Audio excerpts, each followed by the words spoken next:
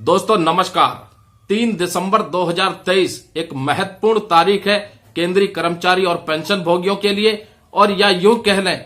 5 राज्यों की जनता के लिए, सरकार के लिए और विपक्षी पार्टियों तक के लिए। जी हां दोस्तों, 3 दिसंबर 2023 को 5 बड़े राज्यों के चुनावों के रिजल्ट घोषित होने हैं, जिसमें कि तस्वीर साफ होगी कि किस पार्टी की सरकार इन 5 राज्यों में बनने वाली है। अगर भारतीय जनता पार्टी की सरकार बनती है तो हम मान सकते हैं कि केंद्रीय कर्मचारी और पेंशन भोगी जो पिछले कई महीनों से संघर्ष कर रहे हैं अपनी मांगों को लेकर के, चाहे 1 रैंक 1 पेंशन 2 की विसंगतियों का मामला हो, या ओल्ड पेंशन स्कीम का मामला हो, या 18 महीने के डीए डीआर के भुगतान का मामला हो, तस्वीर साफ हो जाएगी और एक अनुमान लगा पाएंगे कि सरकार इन मुद्दों को सॉल्व करेगी या नहीं। लंबे समय से 8वें वेतन आयोग की जो मांग चल रही है उसके ऊपर भी तस्वीर साफ होती नजर आएगी,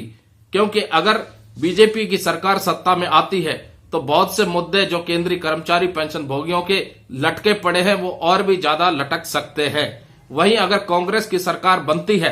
तो आगे की तस्वीर और भी ज्यादा केंद्रीय कर्मचारी और पेंशन भोगियों के पक्ष में दिखाई देती नजर आएगी, क्योंकि केंद्र सरकार कहीं न कहीं लोक लुभावने अवसर केंद्रीय कर्मचारी और पेंशन भोगियों को देने का मौका नहीं छोड़ेंगे। और रही उनकी मांगों की बात, पेमेंट और पेंशन रिवीजन से संबंधित मुद्दों को लेकर के, उसके ऊपर भी कई बड़े ऐलान देखने को मिल सकते हैं। राज्यों के चुनाव में अगर बीजेपी की हार होती है तो कहीं न कहीं केंद्रीय कर्मचारी और पेंशन भोगी और उनके परिवार के वोटों का असर भी जरूर पड़ा होगा, और उसी का डर केंद्र सरकार को केंद्रीय चुनाव का भी जरूर रहेगा, जिसके मद्देनजर कई लंबे पड़े मामले जो अटके हुए हैं, चाहे वो पेमेंट रिवीजन का मामला हो, पेंशन रिवीजन का मामला हो, ओआरपी संशोधन का मामला हो, ओल्ड पेंशन का मामला हो, 8वें वेतन आयोग का मामला हो, कोई भी मामला हो, कुछ ना कुछ ऐलान उनके ऊपर देखने को जरूर मिलेंगे। और एक पॉजिटिव रेस्पॉन्स केंद्रीय कर्मचारियों और पेंशन भोगियों के पक्ष में केंद्र सरकार की तरफ से जरूर दिखाई देगा। और जिस प्रकार से सोशल मीडिया पर खबरें आ रही हैं कि केंद्र सरकार के अंदर कहीं ना कहीं विचार बन रहा है या सुझाव आ रहे हैं कि केंद्रीय कर्मचारी और पेंशन भोगियों को पे रिवीजन के लिए बेसिक पे और डीए के मर्ज के ऊपर भी कुछ बड़ी खबर दिखाई दे सकती है। तब तक के लिए इंतजार रहेगा। फिलहाल 3 दिसंबर 2023 यानी कल का दिन बहुत ही महत्वपूर्ण होने वाला है